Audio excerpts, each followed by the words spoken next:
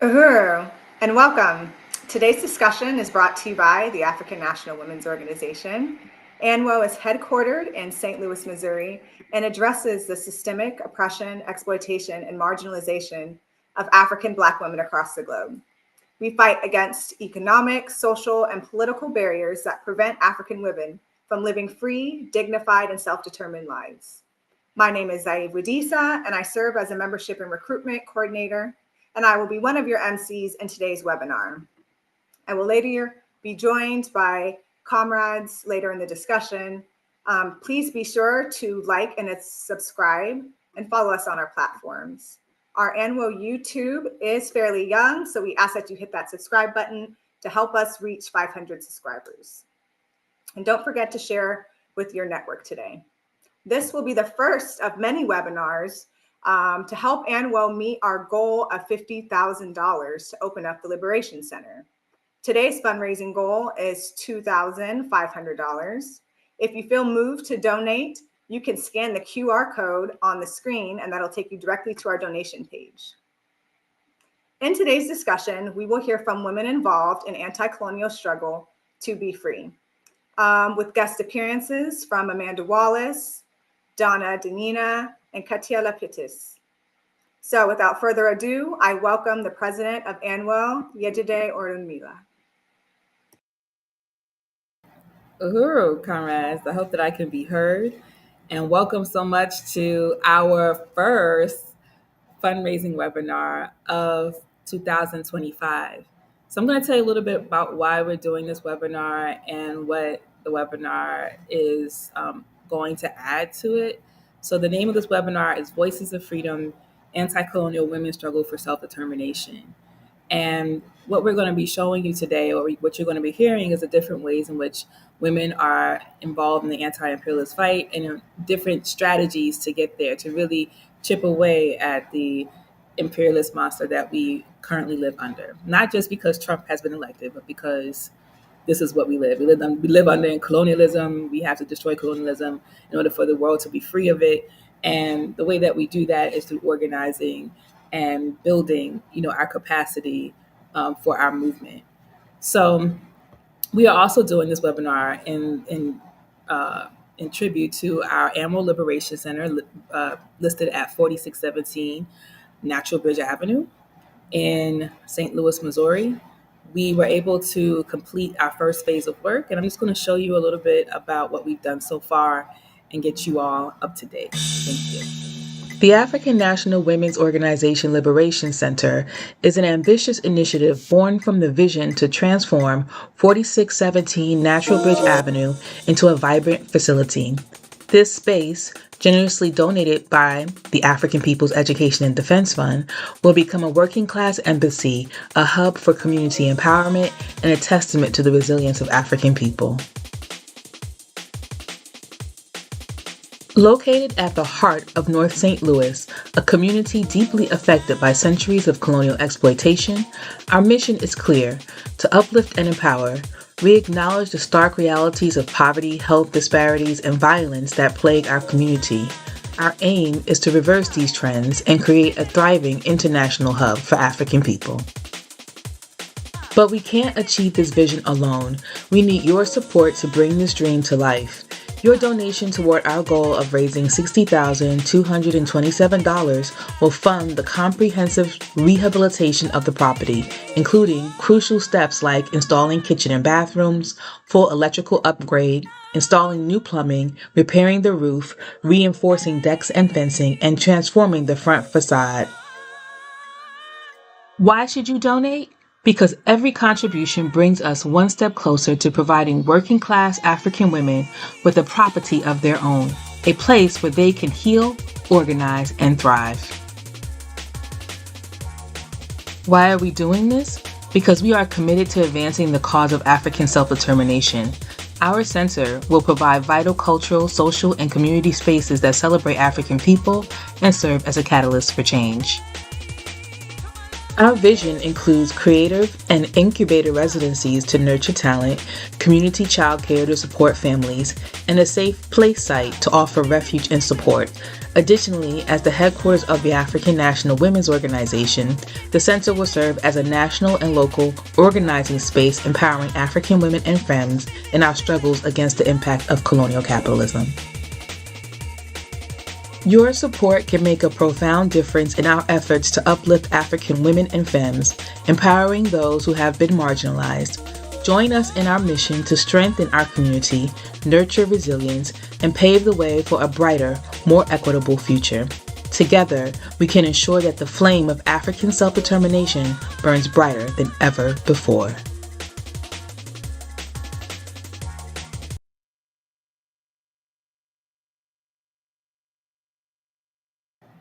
So this is why we're organizing this webinar tonight. You know, it's really important for us as African women to be able to be self-determined and build on our community and call on our community to help create a great space for our community. And the way we envision the Liberation Center is that it's going to be this space that's going to be super dope, right? First of all, it's going to be dope. It's going to be accessible to our entire community, not just African women. It's going to be a space that we can organize. It'll be our headquarters, but it'll also be a public community space. And so we're really looking forward to extending the next phase of our work. We were excited to complete the first phase of our work, which happened over the summer. The first phase was to fix this roof, y'all. This roof was kind of crazy, and we'll show you some befores and afters, but it was kind of crazy, and it was really important for us to do that because obviously the elements were going to come in. So we did post a video about that, and I'm going to share it. The African National Women's Organization Liberation Center is an ambitious initiative born from the vision to transform. Hello, it's yesterday, and we're here at the ANWO Liberation Center. Not much has changed except we have a new roof. So we don't no longer can have like any water or other elements coming in, and we are on to our next stages of operation, which is to fix up the inside and clear some things out, take down some walls. But we just wanted to thank you all for donating to this project and allowing us to put on a new roof to the ANWO Liberation Center, which allows us to start the real work. So thank you so much. There are fresh wood pieces here that were placed in the roof. You can see it more over here. It's all new wood in the roof. So we're grateful to finally get that done and have that replaced. So yeah.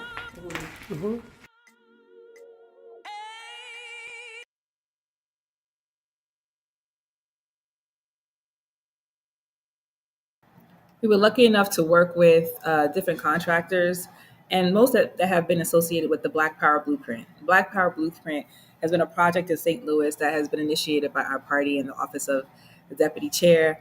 And this is transforming the north side of St. Louis, creating meeting spaces and community spaces for our community to enjoy. And this is just one more step in that. We've had at the Uhuru House, Akwaba Hall meeting space. We have the Uhuru Jiko Kitchen, which is under threat right now by the city of St. Louis. They're not giving us the permit to get it open. But there are other spaces as well that we have. We have the workforce development building that is tied to re-entering citizens, people coming out of prisons, and allowing them to get employment at our Jiko Kitchen and have places to stay so that they can be a part of society and that they can be a part of revolutionary work.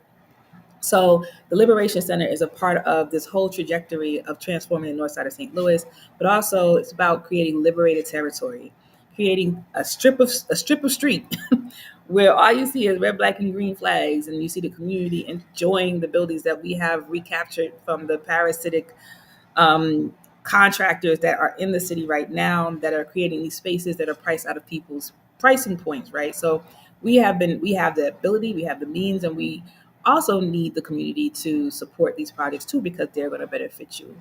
And I do want to show some of the close-up images of the roof because I think it's worth showing because it was a lot. So the very first image is showing, where is it? There we go. it's showing a Google Earth of the roof, right? Like, so it might be a little bit blurry on your screen, but that was the roof before it got started, right? Like it was this crumpled up. If you see roofs right next to it, they all look beautiful and nice, but that little gray roof looks horrible. So we knew that we had to do something about it, right? So this was our contractors on top of our roof, digging up all the tar and all of the other extra stuff that was there and breaking it down for us. They were able to clear everything off and then start to put on, replace broken parts of the roof that were allowing the elements to get in, and even restructuring some of the structures of the roof, like taking this down because it wasn't needed. And it was also letting in water, so we had to shore that up. So this is the final images of our roof. This is what all your donations has allowed us to do. It was over $10,000 to replace this roof, and we could never have done that without your support over the years and the resources that you had donated through membership, through straight donations, through all of that. And we just appreciate all of those donations that came into us. So we're continuing that trend because we want to get to the last part of our work, which is to the second part of our work, which is to get the Liberation Center internal stuff done. We need plumbing, we need electricity, we need all of that. And so we're trying to raise in today's webinar $2,500 to get us there. So we invited these other comrades to come into this meeting so that we can share with you all like what these amazing women are doing and how they're contributing to the anti-colonial struggle. And as more people come in, and even if they don't come in, you'll be able to see this later and be able to donate because we want you to. There's also a donate little QR code up in the corner, so don't wait till we make a fundraising call. You can donate now, and you can donate later, but you can donate now, and even when this is on repeat afterwards, this QR code is active right now. So please click on it, or you can go to anwouhuru.org/donate and make a donation today.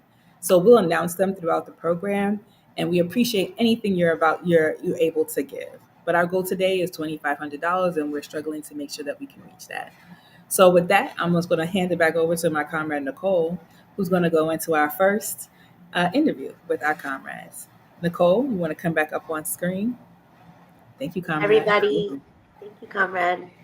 Hi, everybody. My name is Nicole Chung. I am ANWO's secretary. I am the ANWO secretary to the International Executive Committee.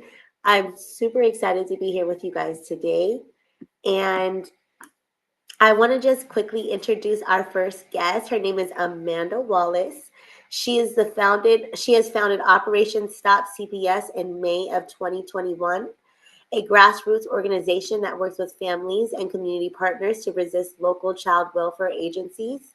Operation Stop CPS has assisted in campaigns that have seen the return of over 20 children back to their communities. If we were in church, I'd say give a round of applause because that is a big deal.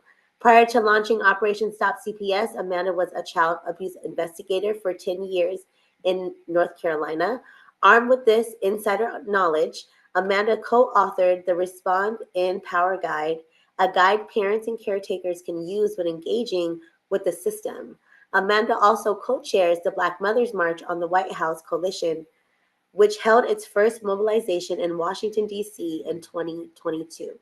Before we bring her on screen, we want to show you the collaborative work that we do together as Arrest CPS and Operation Stop CPS. Arrest CPS now! Arrest CPS now! Arrest CPS now! Arrest CPS now! CPS in your hood ain't no good. CPS in my hood ain't no good. This the fight back. Let's take our kids back. This the fight back. Let's take our kids back. CPS! You can't hide! We charge you with genocide! Uhuru, y'all! Thank y'all so much for being here at the second annual Black Mothers March on the White House. Get loud, y'all! Come on, y'all! All we know is that we're building power and we're gonna get our kids back through hook or crook. And right now what we're doing is bringing together all of the organizations, all of the people who care about Black lives, who know that in order for us to survive that we have to fight back. Fist up!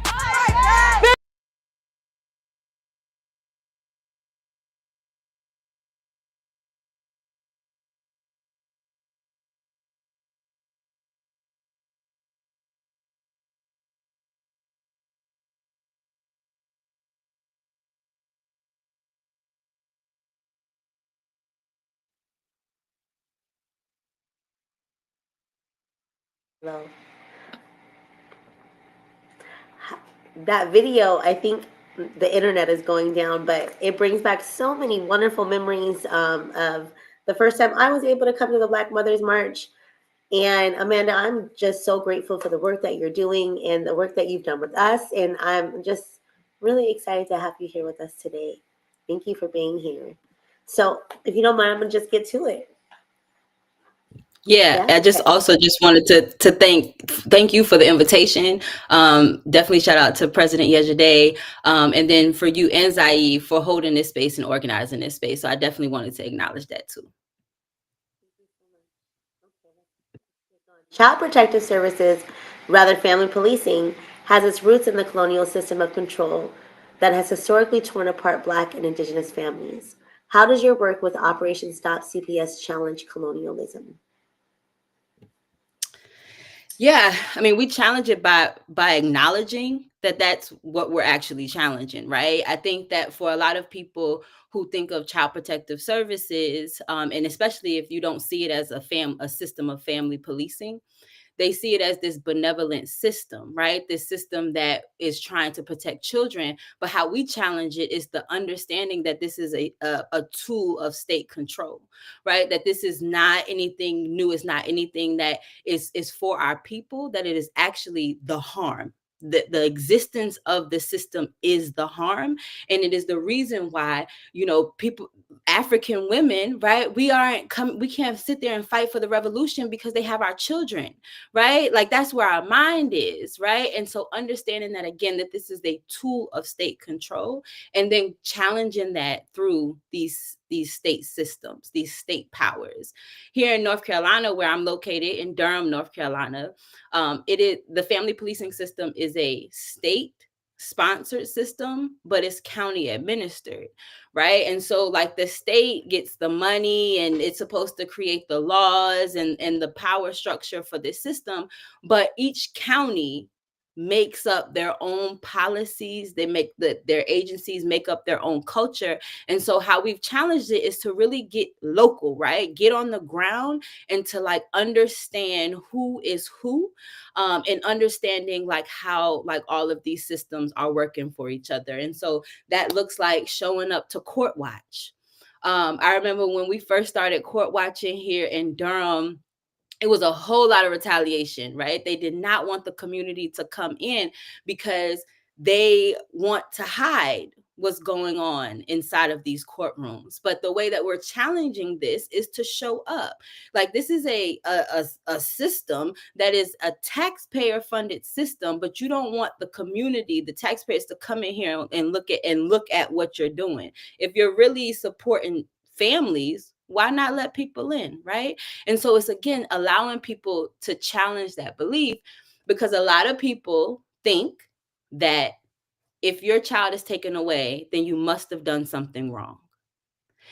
That belief alone takes so much time to challenge. You know what I'm saying? Like that belief alone, because if you're saying like no, this is a tool of state control. And if you come into the courtroom and you watch, then you'll see that this child was taken away because maybe they didn't have housing.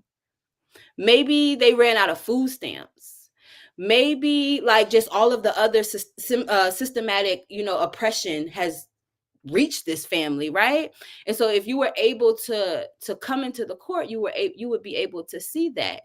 But then also being able to challenge the thought that we should take people's children away and pay strangers to take care of those children versus giving those material needs to the families right there, right?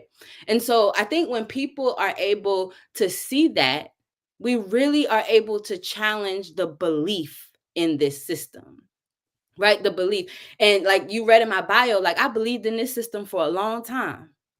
I believed that I was helping families. I believed that, that I was doing the right thing.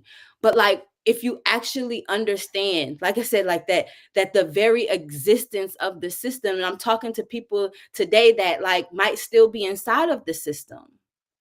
Like the people inside are what's holding it up. it's what's holding, it's what's holding it up. And so again, it's really trying to, they don't like it when we call them kidnappers and we say that, that they're stealing people's children.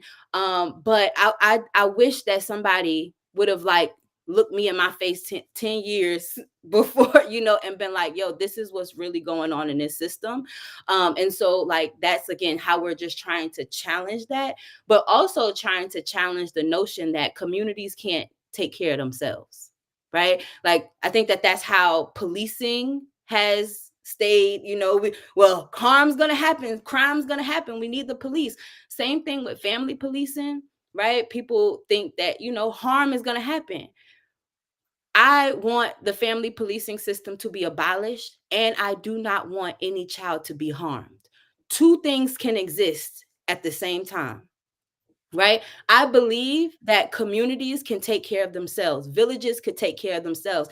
And it's not because of my imagination. It's because I know that that's what was happening before this system of colonialism, right? Before we were stolen and brought over here and used for exploitation. I know that to be true. So like, I am able to challenge that by saying, give resources directly to families, right? Give resources directly to the communities that are in the communities and helping families. That's why, of course, when you say like, let's have this conversation, let's have this conversation because we need people to donate, right? And we need to raise this $2,500 because we need to be able to build these life-affirming institutions that hold up our communities. And so yes, that's how we're challenging this system.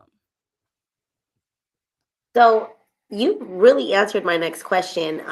In your experience as child abuse investigator, you witnessed firsthand how the family policing operates as an extension of state power. You definitely went over that, often targeting Black and poor families disproportionately. You also just went over how you see colonialism reflected in the child welfare system. My next question is, what strategies do you use to abolish it? I know you went over a little bit, but can you go a little bit more in depth about it? Yeah. So like storytelling and like really speaking truth to power is definitely a tactic that like we use in a strategy. We again, when it comes to just capturing those moments, you put out a film, To Be Invisible, that was directed by Maya Overstreet, and she came to Durham, North Carolina, and she just was in community with two mamas who was fighting for their babies who had been trapped in this system. And even like today when I like watch it, and we've had many screenings of this film, right? And it is a footnote though in like the reality, right? Because Kelly and Alexis which are the moms that's in this story. They don't have to keep telling what happened to them over and over again. They don't have to keep saying like, this is what happened. And also they represent so many more people, right? And so again, that's what we have to like be able to storytell and to challenge it so that people think, okay, well, everybody can't be lying, right? Everybody can't be lying. And so just really trying to challenge that. Also, when it looks like going to like these county commissioner meetings and the city council meetings, when I'm talking about like challenging state power, that's extremely important. Recently, Cop City, they're trying to build a cop city here in Durham. And I saw it as a way to be able to link the struggles, right?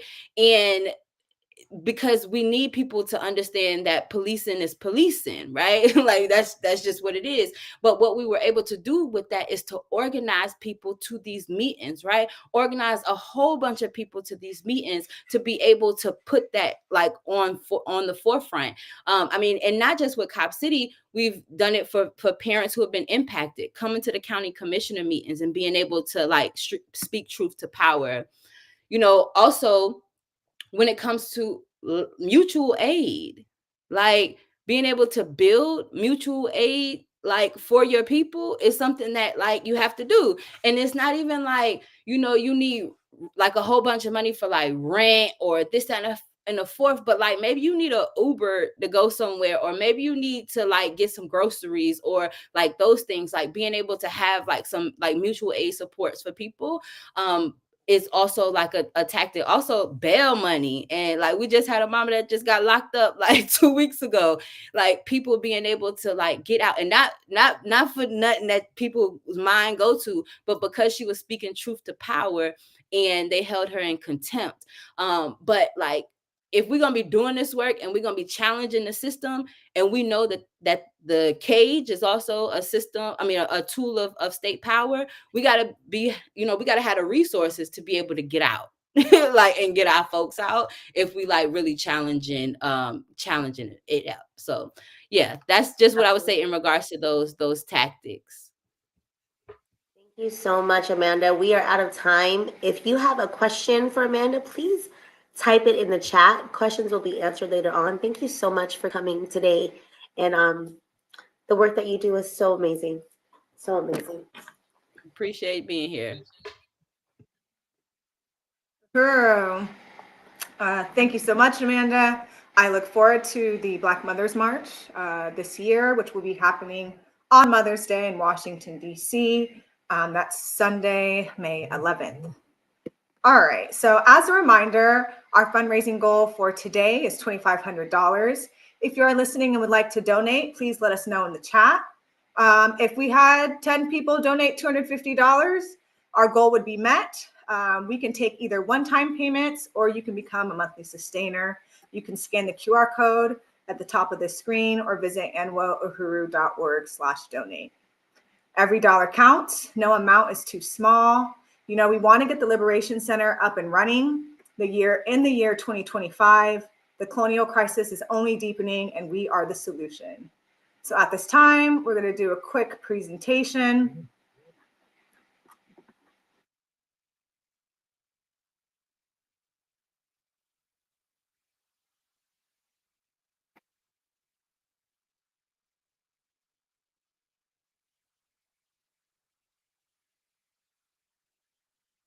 Can we bring up the presentation?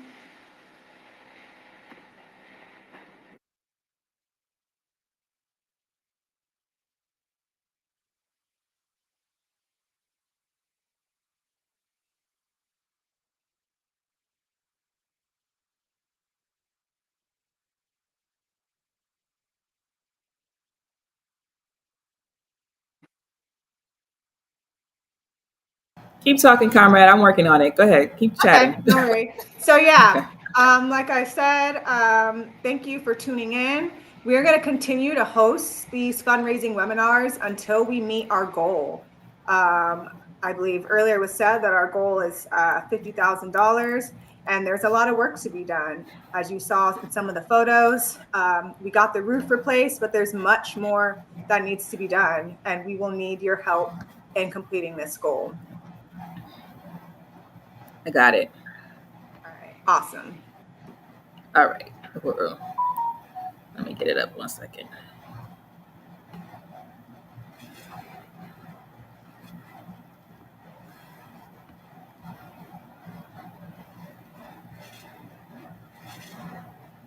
Go on to the next slide.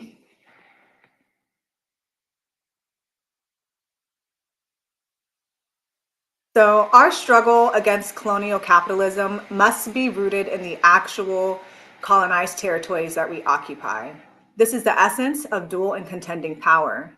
The victory of our party will come as a consequence of our success, transforming every colonized African community into a conscious, active opponent of colonialism. We will take organization and ideological development to the heart of the African working class communities, where the colonial contradictions are concentrated. So that is a quote from Chairman Omali Yeshitela, and he laid out his vision for the regional strategy for the Uhuru movement. And this vision calls on all areas of our movement to establish political and economic hubs that will transform the ground position from one of apathy to one affording the revolution. So next slide, please.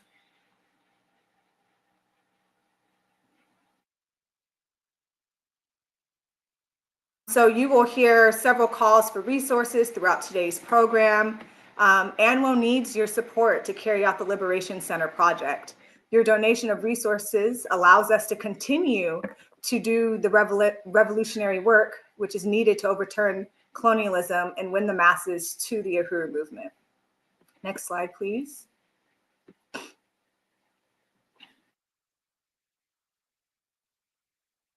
So, as previously stated, the fundraising goal for the Liberation Center is $50,000. If anyone wants to donate a lump sum, now is the time. But seriously, we need now more than ever for people's support and belief in ANWO to materialize as financial resources in order to get this project off the ground. So our goal today is $2,500 for this webinar. Next slide, please.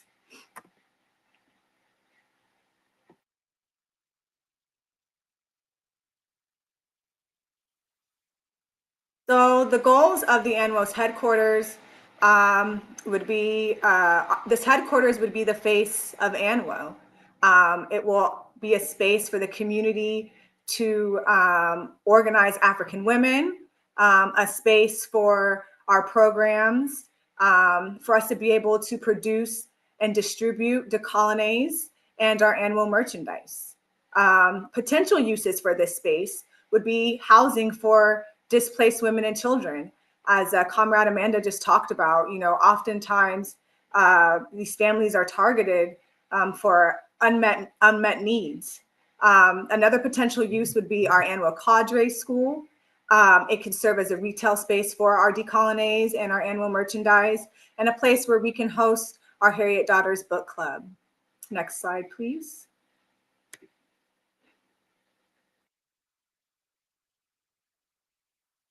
So where will your resources go? Ultimately to the overall rehab of the entire property. Next slide. That includes, but isn't limited to, installing kitchen, bathrooms with fixtures and appliances. The space also needs plumbing, electrical, HVAC. It needs a new water heater. The deck needs to be reinforced, as you can see there. Also the fencing, and to install a new front bottom level by replacing the brick and full view windows. So there's a lot of work that needs to be done. Next slide.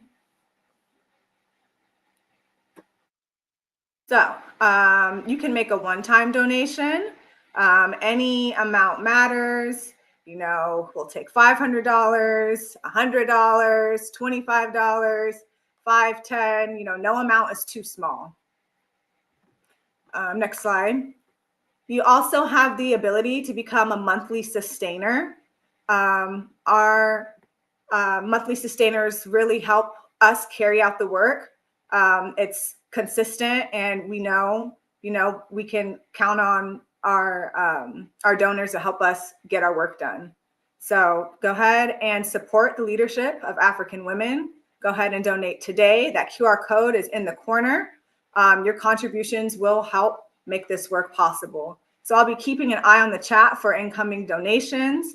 If you want to donate, go ahead and put it in the chat, how much you'll be donating, and yeah, we'll keep an eye on that. So now our next guest, Donna Denina. You're not seeing my Uhuru comrade. Before we get started, I do want to acknowledge some donations that are being pledged in the chat. So we have a pledge of $100 from Shakura St. Wally, who's watching on the Burning Spirit TV. And thank you so much, Comrade Shakura. We appreciate you, and we'll be following up. And then we also have the Asada level sustaining donation from Coco Lewis, which will be at $120 for the year and $10 for the month. So I'll kick it back over to you to give your appreciations. Comrades, thank you so much, and keep it coming, keep them coming. We still have a great amount of program left. So yes, thank you, comrades. Our next guest is Donna Denina. She is based in Seattle, Washington, and is the Secretary General for the International Women's Alliance. She has been involved in women's organizing for over 20 years, organizing the Filipino women's fighting for national democracy in the Philippines. She now works to bridge women's struggles together through the work of IWA as a contribution to strengthening the militant women's movement worldwide. Uhuru, Comrade Donna, thank you for joining us today. Thank you so much. Yeah, thank you everyone for putting this really amazing event together. And please keep those donations running in. ANWO has been doing incredible work. And we're proud to say that, ANWO is also a member organization of IWA. So yeah, thank you for having me here today. Of course. So as the Secretary General of the International Women's Alliance and a longtime member of Gabriela, how do you see the role of militant women's organizations in advancing the struggle for national democracy and self-determination, particularly in the face of the US imperialist aggression that's going on? Yeah, thanks for that question. I think, first of all, I do want to reiterate that, right now living under the system of imperialism, which is the predominating system in the world today, we know that prioritizes greed and profit over the needs of people. But under this system, it would be impossible to liberate women. So we kind of have to sort of outline why that is. We know that women are very critical to the survival of their communities as mothers, as laborers, food growers, land tillers, land defenders. The list goes on and on. But because of the pervasive nature of the capitalist system, women are the most exploited and oppressed under this system.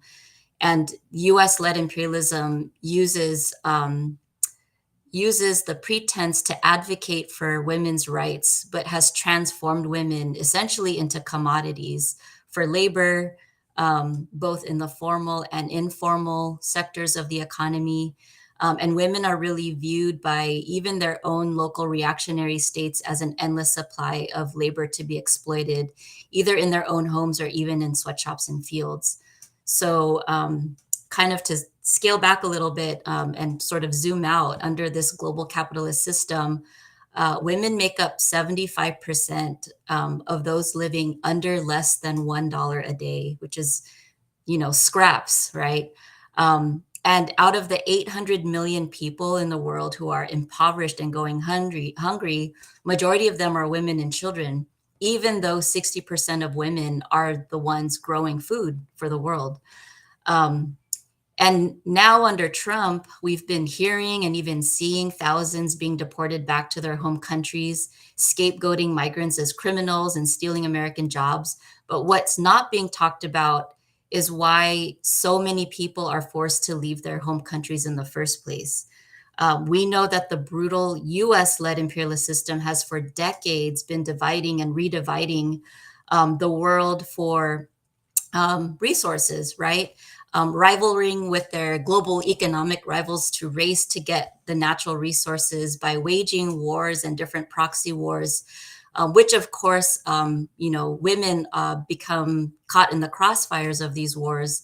But these are the main drivers for why so many people are displaced and forced to leave their home countries in the millions.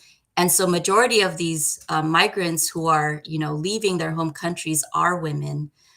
So amidst all of this, anti-immigrant sentiment in the US and other places in the global north, what's so ironic is that many of the governments enact policies and programs that actually encourage more forced migration, right? Through things like the labor export policy, because they depend on this migrant labor to squeeze out more super profits for their exploited labor. So going back to the question, like what role do militant women's organizations have in advancing the struggle for national democracy and self-determination? Given the context that women are living under in the world today, the number one enemy of women is imperialism. So it's imperative that women participate in the process of liberating the people from the system of oppression. And in the process, women are also liberating themselves. So as IWA, the International Women's Alliance, we really try to provide a platform for progressive and grassroots women's organizations to realize their own distinct role as women and other oppressed genders in advancing the rights and demands of women, while also working alongside their male counterparts. We can't really do this alone, right? And also other oppressed classes and genders to contribute to the general movement for national and social liberation against imperialism and all reaction. We have to link arms together in this fight against the oppressive system. And so IWA also plays a role in addressing the multiple oppressions and exploitation that women suffer from, to help raise the political consciousness of women, especially those women who are deprived of learning their rights, sometimes not allowed to even get an education, and therefore they're deprived of their right to self-determination. So we try to really especially uplift national liberation struggles that are already actively being waged against US imperialist domination and fascism, and respect their right to self-determine their own path to liberation in places like Palestine, the Philippines, India, Kurdistan, Afghanistan, the Western Sahara, across Latin America, the Caribbean, and the Pacific, and all across the African continent.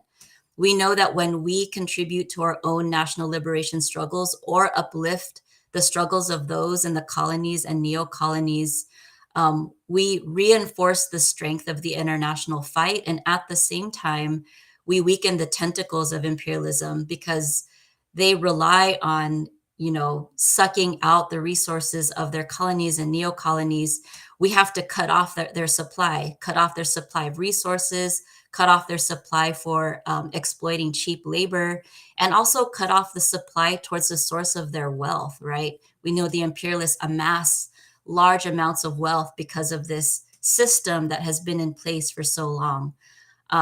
So we view these national liberation struggles as a beacon of hope, where many women have also, participated, even taking up arms in the name of national liberation, to advance their revolutionary aspirations, to free their people. And in this revolutionary process, they also free themselves. So that's the hope and desire of IWA, to really help advance the role that women play in contributing to the overall liberation and freedom for all people worldwide. Thank you so much, Donna.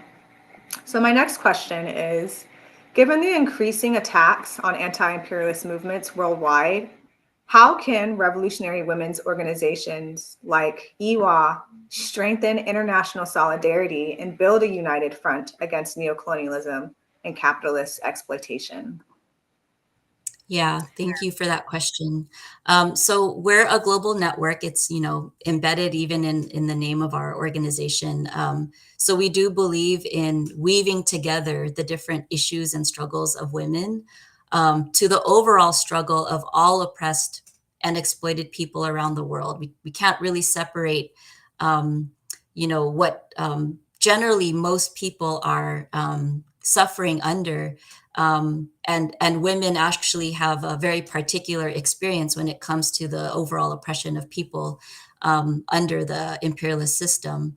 And so to do this, IWA believes in really linking up with other networks and coalitions and other tactical formations as a tactic, right, for the purpose of building a broad united front built on unity and solidarity of people who really want to expose, oppose imperialism, and to rid ourselves of this rotten exploitative system. IWA is also not just trying to build its own united front of women, right? We're also a network and alliance of grassroots women and other oppressed genders, but we also try to participate in other networks and affiliations that address, specific issues and raise particular demands of women. Some examples of this, we're part of the Global Women United Against NATO, really pointing to these, war infrastructures that impact women around the world. We're also part of a migrant women's network, particular to the Asia Pacific region, because we know so many of the people from that particular region are being forced out of their homelands to work as migrant laborers for the global north. We work with the International League of People's Struggle to strengthen anti-imperialist struggles around the world.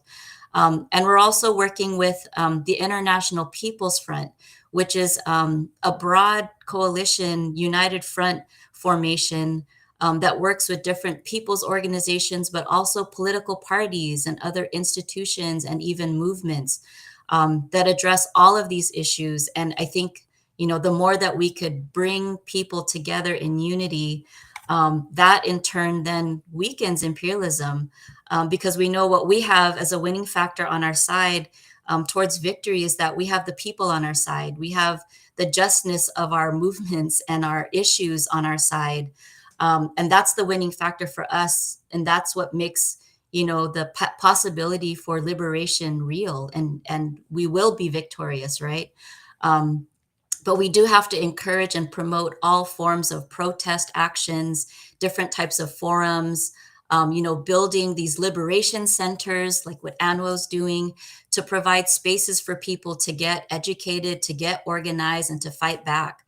And we know that if we can do that, we'll be able to achieve our goals and aims, because ultimately what we want to do is build a new and brighter future for all people around the world.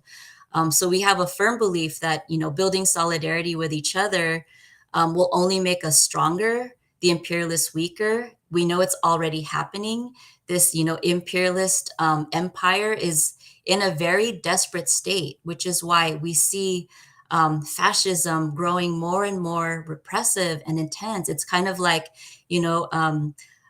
sort of a dog that's been cornered, and like, and it's really trying to show its vicious fangs, right, to the people. And that's kind of what's happening to the imperialist system right now. It's dying, and it's desperately holding on to power because more and more people are rising up. And we know that the more intensified the repression becomes, the people fight back. The saying goes, repression breeds resistance. That's what we see happening in the world today. And we can't emphasize enough the need to get organized as women and to link up with other broader movements of solidarity and resistance, so we can ultimately bring down the system and live a brighter future without exploitation and oppression. Right on. Thank you, Donna. Yeah, international solidarity is what's going to save us. Like you're saying, it's only getting worse. So we do ask that you stick around for the question and answer segment of the program. If folks are listening right now and want to ask us questions, please enter them in the chat. Be sure to include where you're tuning in from and your name, and questions will be answered near the closing of the program. So I will pass it back over to my comrade, Nicole, for a fundraiser update.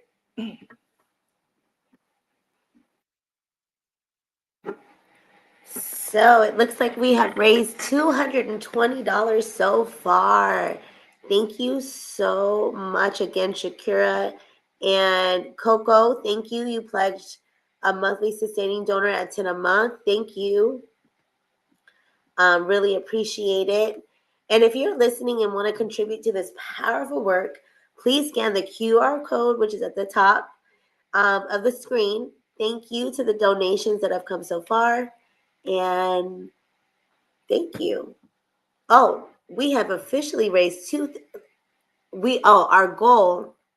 upcoming goal is now $2,280. And so we getting there.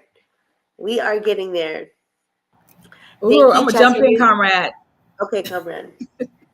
I'm seeing them too. So I'm getting all of the donations coming in. So Amanda, who's one of our guest panelists, has become a sustaining donor at $25 a month. Ooh, comrade. I can't do math real fast, but we're going to figure that out. I know that's a sustaining donor level. So I appreciate that. And then we also have a donation that came in from Janet Van Fleet, who gave us $30 toward this. So I'm going to ask one of y'all to do some mathing real quick as we continue to get these on. And we're still getting donations in. And before the end of the program, we're going to total up everything that we received so far. So I'll jump back off. Awesome. I also want to thank you, Chess Henry, for your $5 monthly donation. Our monthly sustainers are vital to the work that we do. We could do monthly payments at different levels. We have an Asada Shakir level, which is $10 a month, only $10. Ella Baker level, which is $25 a month. Harriet Tubman level, which is $50 a month. And Zinge fancy level is $84 a month. The more you give, the more we were able to do. Oh, Donna, thank you. Donna Denina gave $25. Thank you so much. The more you give, the more we're able to do. Okay, now we have to move on to our next guest, Kettia. Kettia Pittus is a passionate advocate, speaker, and writer on adoption issues.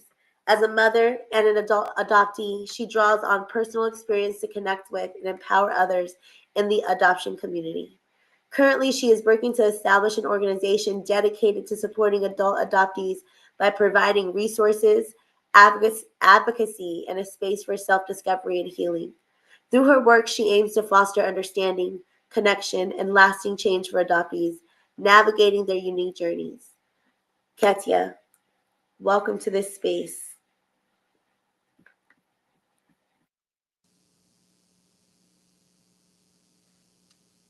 Thank you for having me on today. We have something very special in common. I am also an adoptee, so it is really my pleasure to be able to interview you. Oh, So, there is okay. no way. Very nice to meet you. Nice to meet you. Okay, so my first Yes. question is, in what ways does or will the work you do or you're building with the Adoption Network challenge the colonial narratives and the structures that have seen historically influenced through the adoption practices?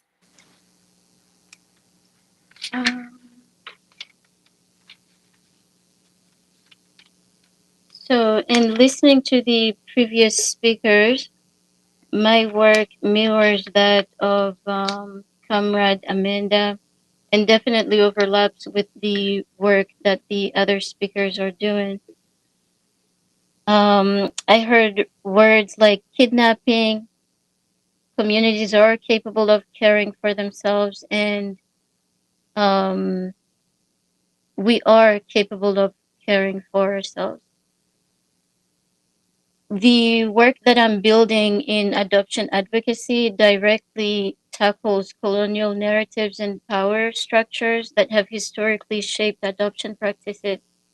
Adoption, particularly transracial and international adoption, has often been rooted in systems of displacement, assimilation, and the erasure of disempowered communities. My advocacy seeks to challenge these structures in the following 6 ways: centering adoptive voices over institutional and adoptive parent narratives. Historically, adoption narratives have been dominated by adoptive parents, agencies, and institutions that frame adoption as a benevolent act of rescue.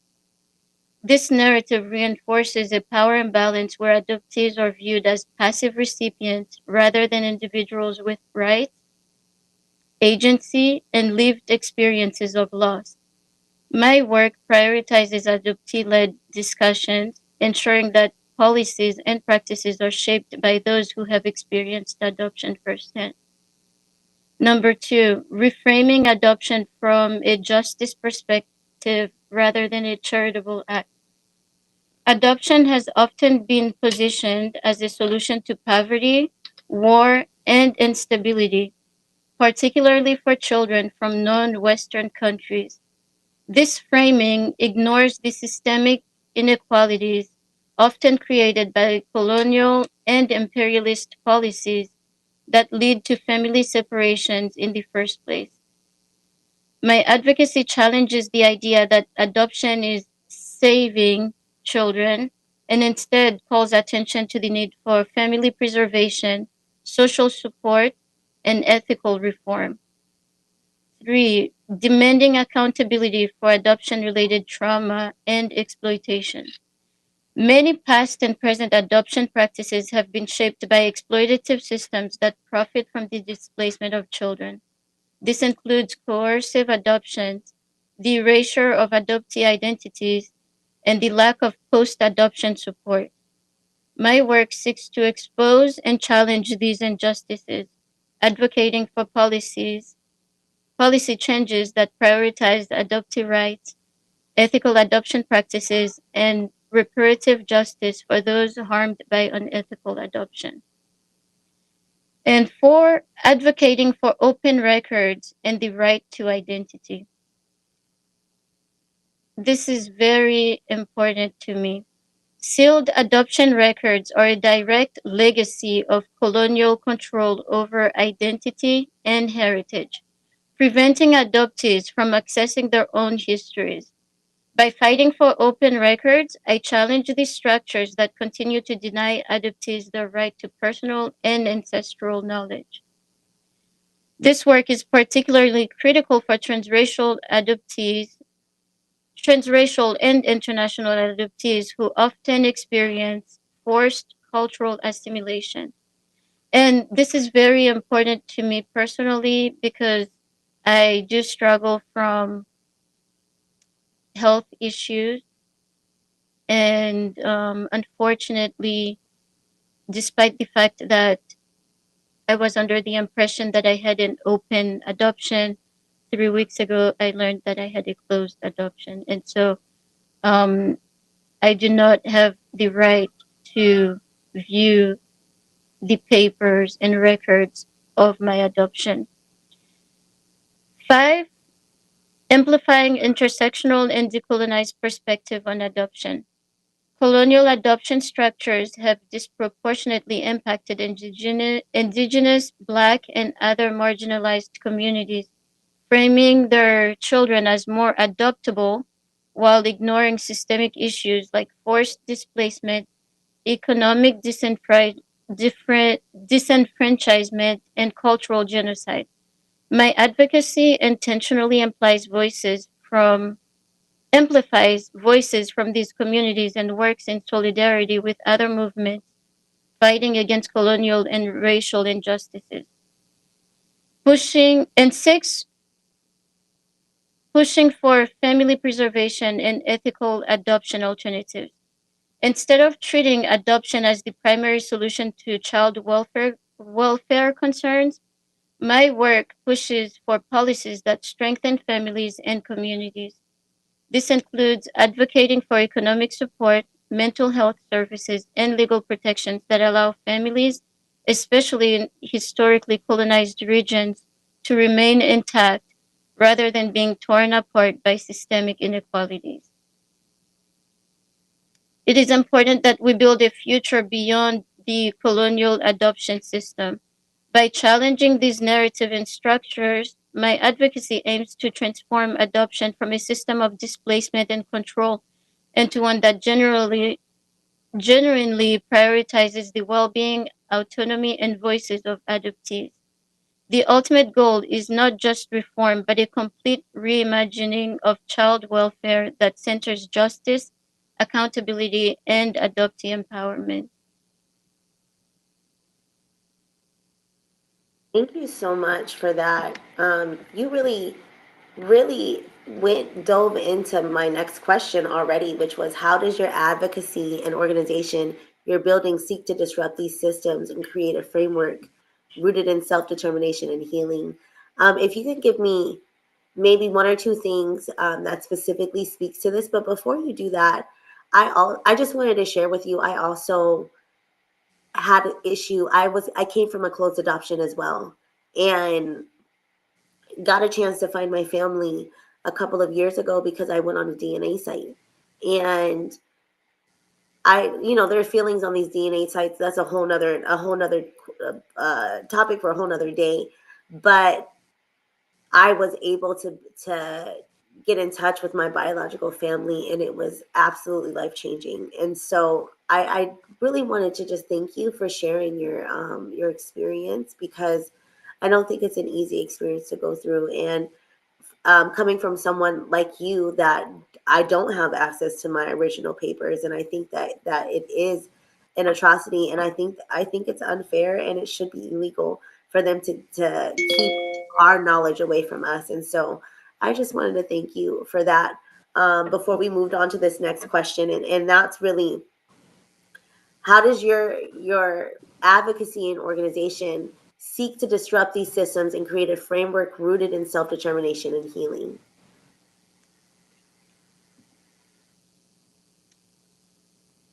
This is something that I came to consciousness about, and I really feel very passionate about changing this system because, as you mentioned, it's not fair. And to answer your question,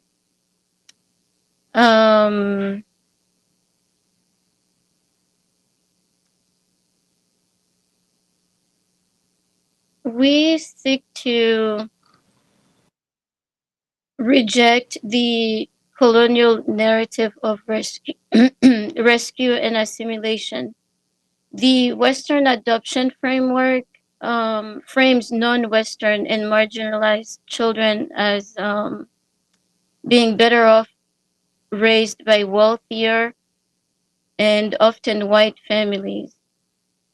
And we really want to disrupt this narrative by reframing adoption as an issue of justice and advocating for adoptees to right to identity and challenging assimilation expectation. And I think it's very important to ensure that adoption discussions include adoptive voices. My organization builds an adoptee-led movement advocating for open records, citizenship rights, and policy changes that recognizes adoptees as autonomous individuals rather than perpetual children. This one bothers me a lot because when people refer to adopted children or to adoptees, they will say adopted children. And so they seem to think that we are children forever, and that is not the case. And as far as pushing for systemic change beyond adoption, rather than just reforming adoption, my work addresses the broader systemic forces, global inequality, racialized child welfare policies, and economic disenfranchisement that drives family separation. By prioritizing justice, reparations, and adoptee empowerment, we move toward a future where adoption is not an industry of displacement, but a last resort solution grounded in ethics and human rights. While some progress has been made in adoption reform, most of it has been led by adoptive parents and agencies rather than adoptees themselves. For real systemic change, adoptees must have a seat at the table in shaping adoption laws, policies, and post-adoption support. By organizing, adoptees can advocate for their own rights, ensure ethical reforms, and shift the conversation toward one that acknowledges the lifelong complexities of adoption. And also, the organization will seek to build solidarity and work directly with the people of Haiti to raise awareness about the true plight of adopted children. This effort aims to prevent families from continuing to relinquish their children to Western countries by providing education on the realities of adoption and advocating for family preservation.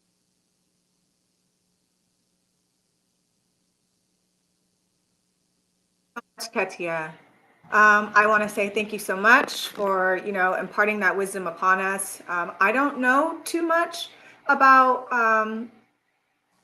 international adoption and what takes place, so this was very eye-opening for me. Before we move on to our next, I just want to say thank you to the donations that have come in. We'll bring you back on screen, Kettia, when it's time for question and answer. It's not too late to donate. If you're just joining us, you can scan the QR code on the screen to make your donation. Help us open the doors of the Liberation Center in 2025, a hub for African women to really strategize globally to forge a new world, for the generations that is to come. So I will go over, just some donations that have come in. Before we continue. We have $25 from Jamal Abagaz, Amwazi, $100. We have MQ with a monthly sustainership for $25 a month. So that is $300 we will be getting in total. Another donation from MQ for $50. We have a donation from Jay for $50. Sophia with $100. So that brings us to a whopping $1,930. We've got about $570 left to go. You know what? I can donate $25. And does anybody else want? I got 25 on it. All right, nice. So that's $25 from myself and $25 from Comrade Nicole. That will take us to $1,980, so $1,980. We are so close to our goal. Just a reminder, keep them coming in, keep them coming in. Oh, I see from our president yesterday that she will be doing a sustainership for $84 a month. So that is $1,000 over the year. So that brings us to $2,980. We have surpassed our goal, but please keep the donations coming in. We are going to be moving to question and answer soon. Give me just a moment before we move on to the question and answer. Are there any more donations that I'm not seeing, Madam President? Yeah. Oh, Jay sent another donation, and she has. Let me double check. I got to double check on my side. I just want to make sure I do it right. Either it's 1,000 or it's 84 a month. Okay, so we have another donation from Jay for $84. So she's bringing us way over the top now again. Oh yes, awesome. That 84 so that's great. Sustainership or No, one-time donation at 84. And okay, I wasn't nice. clear with you and Nicole. Was it $25 one time or monthly? One time. Okay, got it. All right, Uhuru. And I just want to show appreciation. I'm gonna do a little bit more excitement up in here. We excitement up in here, y'all. We made our goal, and I'm so excited. And thank you, everybody, for contributing. So I'm gonna get off screen and let Comrade do what she got. Yeah, comrades, thank you. Like we said, we really want to get these doors open. We're going to continue to do these webinars. We hope that you continue to join us. Now we will move into the question and answer section. I'm going to bring Comrade Nicole on, and let me scan this this chat for questions. All right, Comrade Nicole. We ain't got no questions. I don't see, because I can see all the chats. I can see all the Okay. Oh, okay. Let me see. We are at church. Let me bust out my fan. But everybody could come on screen if they could turn their cameras on if they're able to. I think that would be dope to have everybody come in and there are no questions. I think that we did a really good job. But we can also just continue the discussion. I think would be amazing. Kettia, are you there with us too? Oh, let me see if I could turn Kettia. Okay, here we go. That was me. So he made our goal, y'all. Nice. Thank you so much for the panel and your donations. Y'all are dope. Let me turn this thing off right now. But we are doing it, and I really, really, really appreciate you. We don't have any questions, but that's to be expected because I think that we dominated in terms of the conversation. There was a lot of appreciation for comrades and what you had to say, and I think that's really important. But I just this work to. I think one of the things that we had to struggle with as a new organization coming into the work is I think we had to struggle against the feminist line, which is to say that we have to do this in response to just the women question, when in reality, we are part of an entire world that's integrated with so many different people. We have to see how imperialism and the colonial the colonial mode of production is really devastating all of us, but how it deeply impacts women. And I really appreciate what Donna was saying in terms of like really laying it out. Women as laborers, women as being able, like I always say that women are fluid. Our value is fluid. As human beings, we produce human beings, but also we are traded for money in times of crisis. Like, it's like, okay, just have this woman. She could be a sex worker, or have this woman. She could help you do whatever kind of physical manual labor that you need. And even in times of in war, they'll even promote women as liberators, especially on the wrong side, so that they can say, oh, look at us, we're progressive. And they do that right now with the United States and all that, all these other sort of like warmongers to say that we're pushing equality because we can have women in these particular places. So I think this discussion of how you all have brought in different aspects of what you do in the fight against, the colonial mode of production, imperialism, capitalism. And I really appreciate Amanda and Kettia, because I was just like, listen, this international adoption piece, like nobody, I don't feel like we do this question justice, like we are fighting against a monster, and its tentacles are deep and profound. And there are so many ways in which it attacks women. And when we talk about the stealing of children, this is stealing of human beings. And the way they can outright steal you, or they can create the conditions where that you are thinking that you're offering a better life for your child. And either way is devastating the community. And they mostly prey on poor and economically deprived communities and countries. And I just think that all of the discussions have been really amazing. And it helps, I think, our viewers to see that it's not just about birth and reproduction in the way that we've always seen it, but it's about all these ways that women are involved and are impacted by the colonial mode of production. And so I just think the presentations and the conversations were really great. Oh, there is a question. But I don't know. Y'all could jump in. You could add more, but there is a question. I'm going to put it up on screen. It says, is the International Women's Alliance able to provide an alternative to encouraging adoption in regards to Ada and other Indigenous people? There is a cultural conflict there.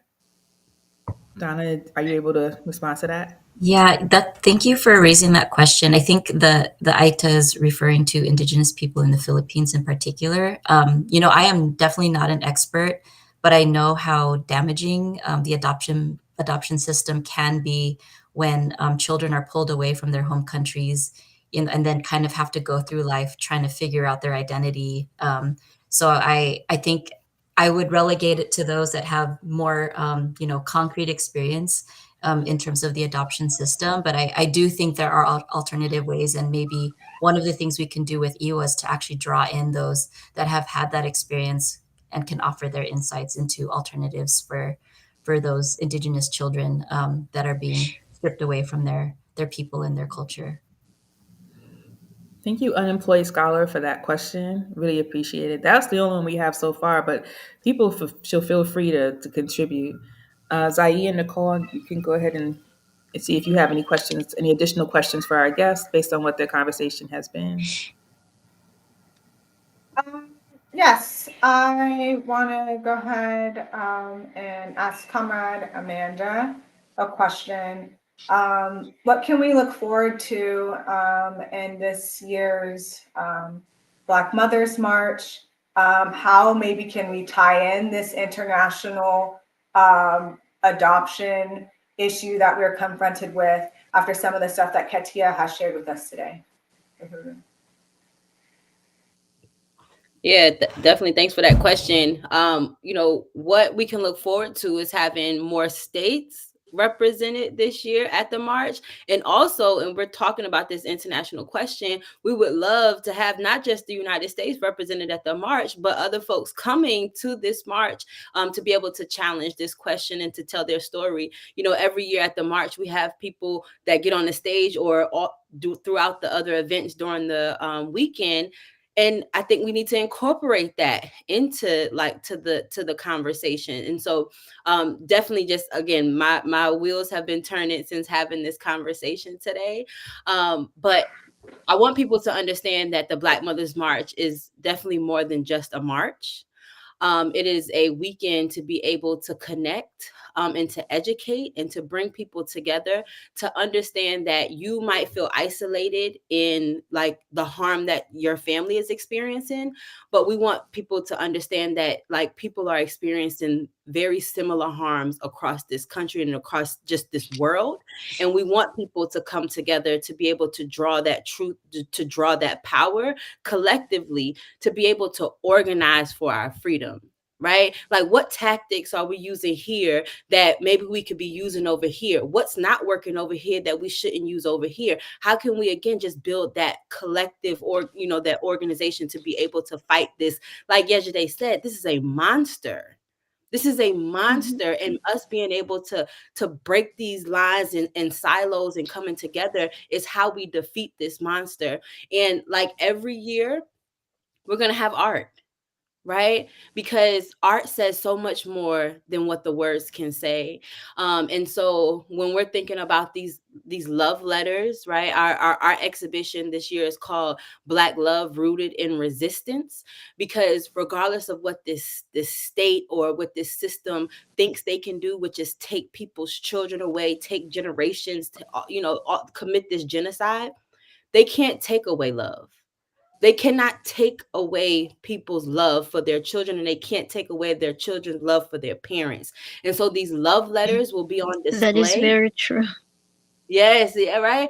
Like, and it is a way to like really like the language, right? Like the language of love is so universal. And so being able to have, parents be able to write these love letters to their children, to be able to display during Black Mothers March, so that people could see that that is what we're saying. Black love exists. It hasn't gone anywhere, and it is still very much alive and well. And so that is what people can look forward to on our website right now on the Black Mothers March. You can go to blackmothersmarch.com and you can submit those love letters. Like, we want people to start to submit those, because like what we want is for children to be able to find their parents and to be able to understand that their parents never stopped looking for them or loving them.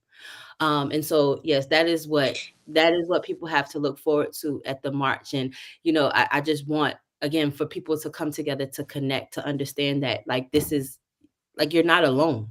Like, that's the point of the march, is that we're not alone in this fight, and us being together is what's going to take this down. I love that. Thank you, Amanda. Art is healing. So Absolutely. I have another question, and this would be for Comrade Donna. What current campaign is EWA working on, and how can the people get involved to help push that campaign? Yeah, thank you for that. Well, right now, EWA has two main campaign platforms. And within that, the issues and concerns of women can kind of fit in either one or both. The first is our Women Against War campaign. We have this analysis that, the highest form of violence against women is in the form of imperialist wars of aggression, colonial wars, and all kinds of proxy wars that are being waged by the US imperialist system. And the other campaign is Women Over Profit. We know that women are the most exploited laborers in the world. And so we want to make sure we expose the plight of working women, migrant women, women that are tied to an economic system that doesn't really care about their livelihood and only cares about, squeezing out profit from them. So those are the two main campaigns. But we are also gearing up to confront NATO, which is happening in June of this year at The Hague. And so we're planning to participate in a coalition called the Resist NATO Coalition. So if you're interested in wanting to learn more about that, part of confronting NATO, we're also trying to expose some of these programs, like as Yejide was mentioning earlier, how women are being used as tools to further advance war. This whole program and framework called Women, Peace, and Security that was adopted by the United Nations and now being implemented by instruments like NATO and other governments to try to draw in more women, to put them in positions of power, to put them on the ground and, join the militaries that are actually waging wars against our people, right? So we're also gearing up to do more education around that. But go to our website, internationalwomen'salliance.org, to learn more. And then yesterday, I thought I saw something pop up for Kettia earlier. It reads, I wonder what kind of resistance Kettia has occurred and how she and her org seem to manage it. And I can't quite see the Sleepy Mom, and that's coming from Sleepy Mom. What was the first part of the question? Oh, what kind Encountered. of resistance? I wonder what kind of resistance Kettia has encountered and how she or her org seem to manage it. As far as advocating for adoptive rights, there are endless challenges. I think one of the most frustrating challenge for me at the moment is the fact that this country is referred to as United States, when in fact it should be referred to as divided states. The laws are not uniformed throughout the country. And so just because I am able to make a difference in my state, in my community, does not mean that adoptees in other states will be able to benefit from that work, from the new laws. And so there was a recent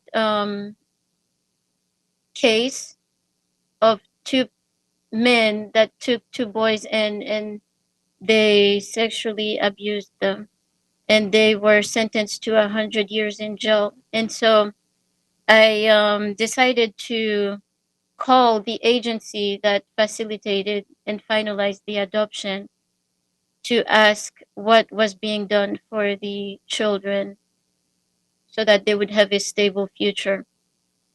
And it turned out that the agency shut down permanently. And so that gave me the idea to reach out to the agencies within my community.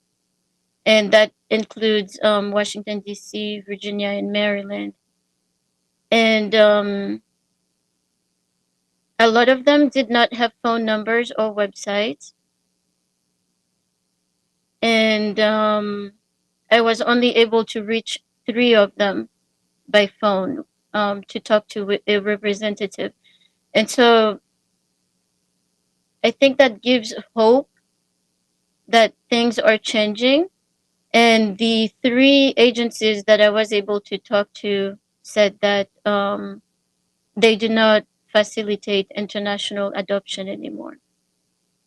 So again, I think the biggest frustration for me right now is the fact that the laws are not uniform. It doesn't apply to all the states. And unfortunately, adoption is, how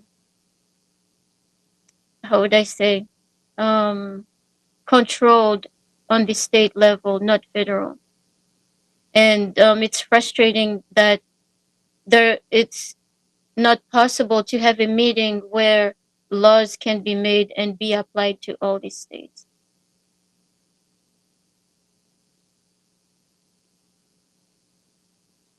I go back to the fact that the powers that be don't want people to know where they come from.